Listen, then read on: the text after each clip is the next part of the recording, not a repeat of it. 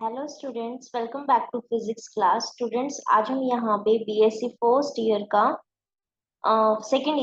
BSc second year का next topic करेंगे, जो कि हमारा है थर्ड लॉ ऑफ थर्मोडायनेमिक्स, जिसको हम नॉन्स्ट हीट इक्वेशन भी बोलते हैं।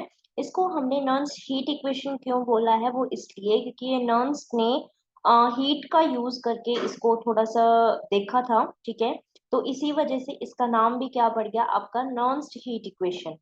अब एक्चुअली में ये कहना क्या चाह रहा है इसके अंदर, सबसे पहले ये देख लेते हैं। तो चलिए स्टार्ट करें। देखो, नर्स ने क्या किया था, जो एंट्रोपी का केस के साथ, एंट्रोपी के साथ हमारा सेकेंड लॉ ऑफ थर्मोडायनेमिक्स आया था, right. Second law of thermodynamics जो हमारा आया था, वो ये था कि change in entropy is equal to dq by T. यानी कि हमारे पास यहाँ पे ये चीज थी, ठीक है। और D Q is equal to TdS, किसी भी फॉर्म में हम इसको क्या कर सकते थे, वहां बता सकते थे। तो यहां से ये हुआ कि अगर हमारे पास, अगर हीट मैंने दे दी या फिर किसी चीज में अगर आप एब्जॉर्ब करवा रहे हो, तो मेरी एंट्रोपी इंक्रीज कर रही थी। अगर मैं इसको रिलीज कर रही थी, तो मेरी एंट्रोपी डिक्रीज कर रही है। ठीक है, तो यहाँ ये कहना चाह रहा है कि अगर मैं किसी भी सिस्टम का, और एक चीज अगर आप देखो कि अगर आप टेम्परेचर बढ़ा रहे हो, यानी हीट आपने उसको दे दी, यही मतलब हुआ ना। टेम्परेचर बढ़ा रहे हो तो आप उसको हीट दे रहे हो, हीट दे रहे हो, दैट मीन्स उसके एंट्रो जो मॉलिक्यूल्स हैं किसी भी सिस्टम में, उनकी रैंडमनेस क्या हो रही है, इंक्रीज कर रही है। अगर इस सिस्टम का मैं नीचे से हीट दे रही हूँ तो टेम्परेचर इंक्रीज कर गया, टेम्परेचर पूरे सिस्टम का इंक्रीमेंट का टेम्परेचर रह गया है, ठीक है। आइसोथर्मल उसमें एक पर्टिकुलर टेम्परेचर रह जाएगा, नीचे से हीट दी जा रही है उसके अंदर, ठीक है। तो यहाँ पे जो मॉलिक्यूल्स इसके होंगे, यहाँ पे जो ये मॉलिक्यूल्स हैं मेरे, वो कैसे आ जाएंगे, डिसऑर्डरनेस के अंदर आ जाएंगे। तो हमें पता है कि डिसऑर्डरनेस ऑफ द मॉलिक्यूल ही तो हमारा क्या होता है, हमारा एंट्रोपी होता है। चॉइस ऑफ द मॉलिक्यूल यानी कि disorderness of the molecule is known as the entropy. अब यहाँ ये केस है कि अगर मैं यहाँ पे जो टेम्परेचर है उसको मैं एब्सोल्यूट टेम्परेचर बना दूं, दैट मीन्स 0 केल्विन बना दूं, ठीक है। एब्सोल्यूट केल्विन, 0 केल्विन, एक पर्टिकुलर स्टेट का ये वाला टेम्परेचर बना दिया मैंने, यहाँ पे फिक्स कर दिया। तो ये जो मॉलिक्यूल्स है ये यहाँ पे फिक्स उसमें हो जाएंगे। तो अगर ये फिक्स उसमें हो गए यहाँ पे, तो क्या हो जाएगा, एंट्रोपी डिक्रीज करती करती 0 तक आ जाएगी, क्योंकि हीट डिक्रीज करती है, हीट में रिलीज कर रही हूँ, उसका टेम्परेचर 0 केल्विन कर रही हूँ, तो यहाँ पे एंट्रोपी मेरी डिक्रीज करेगी। आप ये मत देखो कि ये डायरेक्टली प्रोपोर्शनल है इसके, ये इस पे डिपेंड कर रहा है हीट के ऊपर, किस वे में, कि हीट एब्जॉर्ब हो रही है या फिर रिलीज हो रही है, ठीक है। तो यहाँ पे हम इसको क्या कर रहे हैं, रिलीज कर रहे हैं। तो जो मॉलिक्यूल एंट्रोपी है सिस्टम की, वो डिक्रीज होते होते कहाँ पहुंच जाएगी, 0 तक पहुंच जाएगी। दैट मीन्स अगर हमारा किसी भी सिस्टम का पर्टिकुलर टेम्परेचर एब्सोल्यूट टेम्परेचर हो गया, that means we are concern about 0 degree Kelvin temperature, then the entropy of the system also tends to the 0. If we take the isothermal process, ठीक है, then this process, this whole phenomena is taken by the Nernst, and he called it as the Nernst heat equation, and also it is known as the third law of the thermodynamics. Hope it's all clear to you. Okay, now सबसे पहले इसको देख लेते हैं हम, ठीक है, कि हमने इसके अंदर क्या बोला है। सबसे पहले इसकी स्टेटमेंट्स यहाँ से क्लियर हो जाए आपको, right. The entropy change associate with any isothermal reversible process of condensed system approaches zero as the temperature is reduced to zero, and this is known as the third law of thermodynamics, and also this is derived by the Nernst. This whole work is done by the Nernst. So this law is also known as the Nernst heat law. Correct it? अब next हमें इसका derivation भी देखना है, कि जो इन्होंने बोला है कि टेम्परेचर अगर 0 हो जाए तो आपका एंट्रोपी 0 हो जाएगी, तो कैसे इसने इसको किया है, उसके लिए पहले मैं आपको समझाऊंगी, उसके बाद आप उसकी स्टेटमेंट लिखिएगा, ठीक है। तो पहले हम इसको समझ लेते हैं, उसके बाद आप इसकी स्टेटमेंट लिखिएगा। तो अगर हमें समझना है तो समझने के लिए जो इन्होंने यूज किया है बेटा, वो टेम्परेचर के साथ साथ इन्होंने थर्मोडायनेमिकल प्रोबेबिलिटी का यूज किया है, करेक्ट। और उन्होंने थर्मोडायनेमिकल प्रोबेबिलिटी के साथ ही जो एंट्रोपी का रिलेशन है उसको इन्होंने चूज किया हुआ है। तो अगर हम उसकी तरफ जाएं तो सबसे पहले आपके लिए जो वर्ड है थर्मोडायनेमिकल प्रोबेबिलिटी, बिल्कुल नया वर्ड है, राइट। इसको हम जब आप 6th सेमेस्टर में या 5th सेमेस्टर में होंगे तब आपकी एक पेपर आएगा स्टैटिस्टिकल फिजिक्स, राइट। उसके अंदर आप उसको इन डिटेल पढ़ोगे। लेकिन अभी हमें क्योंकि इसकी नीड है तो हमें उसको समझना भी पड़ेगा कि थर्मोडायनेमिकल प्रोबेबिलिटी में कहना क्या चाह रही हूँ, राइट। अगर इसको समझना है तो आप कंसिडर करो।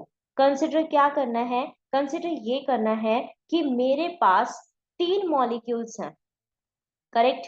ए, बी एंड सी। हमने 3 मॉलिक्यूल्स लिए हुए हैं और मैंने 2 कंपार्टमेंट लिए हुए हैं, यानी कि मैंने 2 बॉक्सेस लिए हुए हैं। ये मेरा फर्स्ट बॉक्स हो गया, ये मेरा सेकंड बॉक्स हो गया, करेक्ट। अब इन 2 बॉक्सेस के अंदर मेरे को ये 3 पार्टिकल्स अरेंज करने हैं, राइट। तो इन 3 पार्टिकल्स को मैं अरेंज कैसे कर सकती हूँ? मैं अरेंज इस वे में कर सकती हूँ, ए इधर आ जाए, बी सी इधर आ जाए, ठीक है। एक अरेंजमेंट तो मेरी ये वाली हो गई। दूसरी मेरी अरेंजमेंट हो सकती है बी सी मेरा यहाँ आ जाए और ए मेरा यहाँ हो जाए। अब आप यूँ कहोगे कि मैम ये भी हो सकता है कि बी यहाँ आ जाए, ए सी यहाँ पे आ जाए, हो सकता है, लेकिन वो उसकी पार्टिकल्स की इनर अरेंजमेंट हो गई। तो हमारे पास एक अरेंजमेंट की कितनी और फर्दर अरेंजमेंट हो सकती है? नाउ सी दिस, यहाँ पे देखो, ये पार्टिकल ए था बॉक्स 1 में, यहाँ बी सी हो गया, ठीक है। फिर मेरे पास यहाँ बी था, यहाँ मेरे पास ए सी हो गया, यहाँ पे मेरे पास सी है, यहाँ पे मेरे पास ए बी हो गया।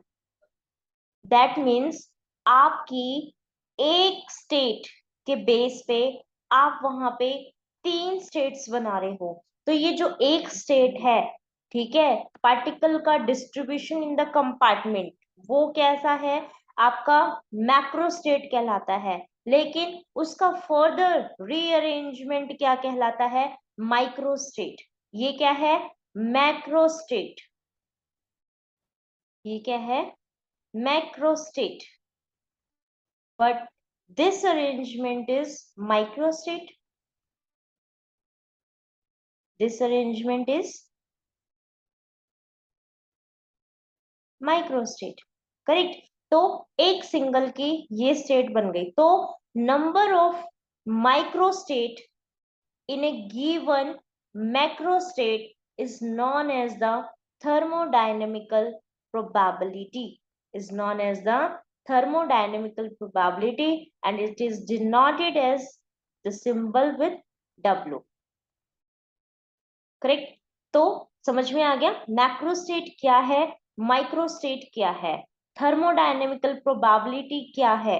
ये चीज समझना बहुत ज्यादा जरूरी है। अगर ये समझ में आ गया ना तो 5th सेमेस्टर में जब थर्मो आपकी स्टैटिस्टिकल फिजिक्स आएगी, यू लगा लो कि वहां पे 8 नंबर का क्वेश्चन तो वैसे ही हो गया, अगर आपको ये समझ में आ गया, ठीक है। तो अब यहाँ पे हमें ये वाली चीज समझ में आ गई है। अब बात ये आती है कि हमें यहाँ पे एंट्रोपी का इस थर्मोडायनेमिकल प्रोबेबिलिटी के साथ रिलेशन चाहिए।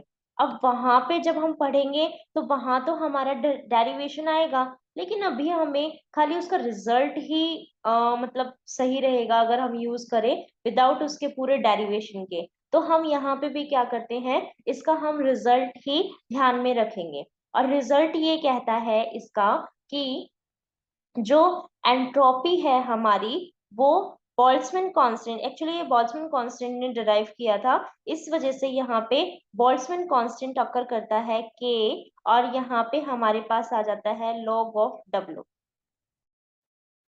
जहाँ पे एस हमारी एंट्रोपी है। यू ऑल नो दैट के is the Boltzmann constant and W is the thermodynamical probability.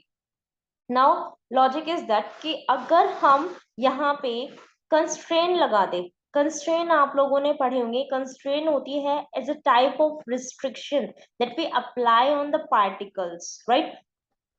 अगर हम पार्टिकल्स यहाँ ले रहे हैं, उसके ऊपर कंस्ट्रेन लगा दूं, कुछ रिस्ट्रिक्शन लगा दूं कि जो पार्टिकल मैंने यूज किया है वो मेरे डिस्टिंग्विशेबल नहीं है, ठीक है, सारे के सारे आइडेंटिकल हैं, नॉन डिस्टिंग्विशेबल है। तो आप सभी को ये पता है कि अगर नॉन डिस्टिंग्विशेबल है सारे के सारे पार्टिकल्स, तो माइक्रोस्टेट खत्म ही हो गई एक तरह से, एक ही बनेगी यही, क्योंकि सारे ए पार्टिकल है। ये भी कितना हो गया ए, ये भी कितना हो गया ए, तो इसकी रीअरेंजिंग ए, यहाँ पे भी ए हो जाएगी। तो बार बार मैं रिपीट क्यों करूंगी स्टेट्स को, मैं तो खाली यही स्टेट लूंगी। तो सिर्फ एक ही स्टेट हो गई मैक्रो स्टेट के अंदर, तो यहाँ पे थर्मोडायनेमिकल प्रोबेबिलिटी कितनी हो गई बेटा, 1। समझ आ रही है, यहाँ पे क्या हो गई, थर्मोडायनेमिकल प्रोबेबिलिटी 1 आ गई। अब log 1 कितना होता है, 0 होता है, जिसकी वजह से क्या हो गई, एंट्रोपी मेरी 0 हो गई। एक तो मेरे पास ये केस आ गया।